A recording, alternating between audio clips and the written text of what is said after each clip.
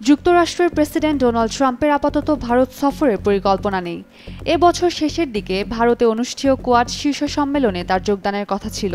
New York টাইমসের অনলাইনে শনিবার প্রকাশিত এক বিশ্লেষণে এ দাবি করা হয়েছে। নিউ ইয়র্ক টাইমসের বিশ্লেষণটির নাম the Nobel prize and a tasty phone call, how the ট্রাম্প-মোদি relationship আনরেভেলড।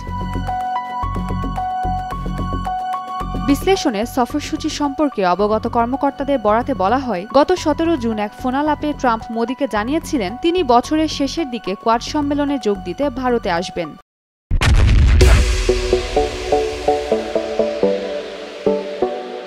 তবে যুক্তরাষ্ট্র ও ভারতের কোনো কর্মকর্তা এ বিষয়ে তখন মন্তব্য করেননি। ট্রাম্প দ্বিতীয় মেয়াদে ক্ষমতা গ্রহণের পরদিনই কোয়াডভুক্ত দেশগুলোর পররাষ্ট্রমন্ত্রীদের বৈঠক আয়োজন করেছিলেন।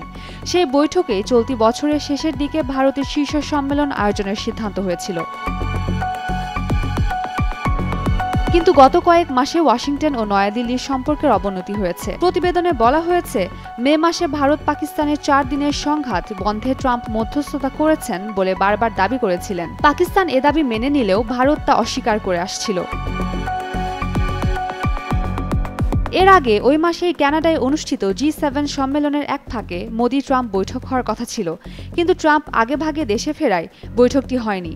এরপর 17 জুনের ফোনালাপেই তাদের মধ্যে সম্পর্ক আরও তিক্ত হয়। এছাড়া ভারতের পণ্যে যুক্তরাষ্ট্রের 50% শুল্ক আরোপও সম্পর্ক খারাপ হওয়ার আরেকটি কারণ। গত বৃহস্পতিবার থেকে এ শুল্ক কার্যকর হয়।